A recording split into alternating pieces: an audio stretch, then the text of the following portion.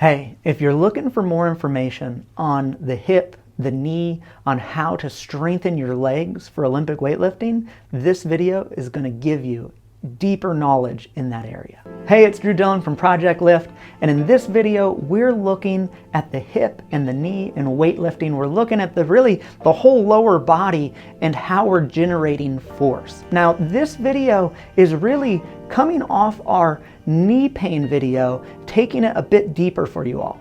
So what we're going to do is we're going to look at how that leg is a chain created from the floor and how we generate force, which is vital to move in big weight.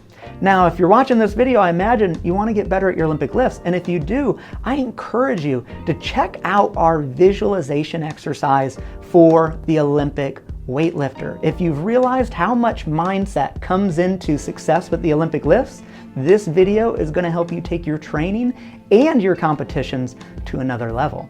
Now, once this video helps you, pay it forward to a friend, guys. It helps us. Spread the word, spread the love. I've gotten a lot of comments on YouTube about how underrated our channel is. Help us change that, guys. Make sure you smash that thumbs up button. Subscribe. New videos are coming each week. Let's get right into it. All right, let's look at the relationship between the hip and the knee. Now, this section could get a little geeky, but I'm going to try to keep it ungeeky for all those individuals that really don't want to listen to the geekiness. However, I always look at this chain as foot, knee, hip, right? We start from the ground, we're generating force into the ground, foot, knee, hip. There's a chain here. And the hip and the foot, the ankle you could say, are socket joints. Right? So there's much more movement in these joints than the knee. The knee is a hinge joint. That's as geeky as I'm going to get with it. What this means is when there's an issue going on with one of the socket joints, our hip or our ankle, typically the knee, because it's a hinge joint, will show the sign first. So this is important to know for everybody, is if your knees start to get sore, it typically isn't the knee. It's typically coming from our ankle, our foot, or our hip. So keep that in mind as you continue to train.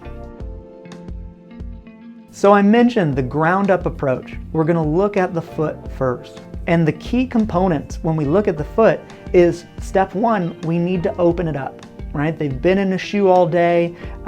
Typically, if you really look at the shoes we wear and you really start to understand the foot and proper activation and how all that can stem down issues through our body, you start to look at shoes in a whole different way and realize how stupid so many of them are. And you feel for individuals that haven't recognized this yet and they're shoving their foot in these tight, stupid dress shoes and running around and they got this whole thing about how that's needed to, blah, blah, blah, blah, blah. I get it. We go down that way in a big way, but you're going to realize that how our foot operates is a huge component to not just generating force, it's vital, but how good our body can feel. So once we've opened up the foot, we then want to build good movement.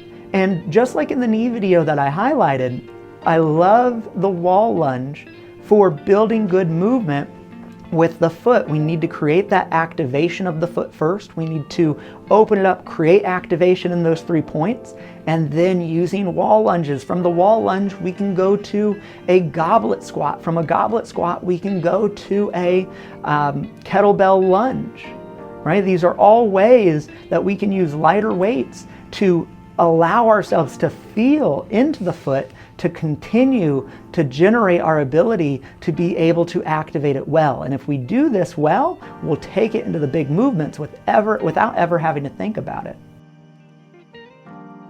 All right, so second step here from our ground up approach is the breath. And I know our torso where the breath is happening is further away from the ground than the foot, but here's the kicker. If you thought you were going to watch a video with me without hearing about the breath, you got it wrong.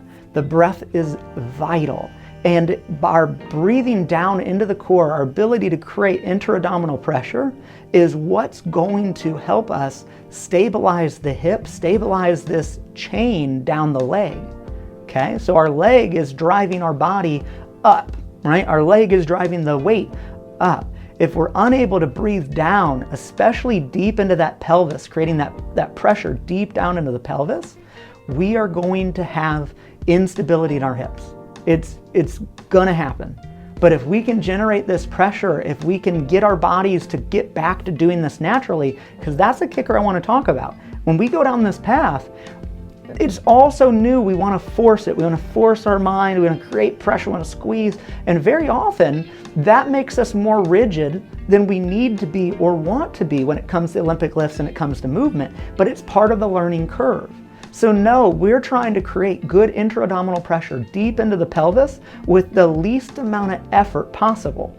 And we do that through sets and reps outside of our Olympic lifts in various auxiliary drills that allow our nervous system to recognize the mechanism that it can use to stabilize the hip. And once it does that, and once we start to strengthen it, our nervous system picks that movement pattern, which gives us, as the athlete, all the things that we want, which are beautiful movements, powerful movements, and feeling great.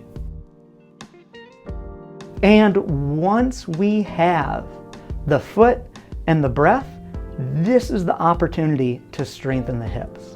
And some of my favorite movements to strengthen the hips, we got the lunges. The lunges are great. Unilateral, making ourselves utilize one leg really calls out any instability, any ways that we cheat when we're in a squat position where our feet are in line with each other. Because of the lunge, it calls everything out going on at that hip. Now on that, squats are valuable too, but I would start with a lunge, because as our lunges get better, as we're able to control our hip and strengthen that in good movement, our squats see a huge benefit, because what was masked before has now been strengthened. And when you bring that back into the squat, you're like Hulk, just, turning green and raging on the bar. It's great. And to wrap it up, glutes. Some good glute work at this point is great. But here's the thing, guys, and the thing I just want to get through to you. If you're wanting to strengthen this area without mastering the foot, without really getting good breath, again, you're building a tower on sand. It's gonna move, it's gonna shift, it's gonna piss you off.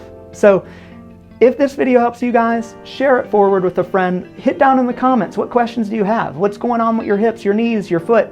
I want to hear it. We want to support you. We are a community. We're here to help you reach your goals, and I'm excited to hear from you.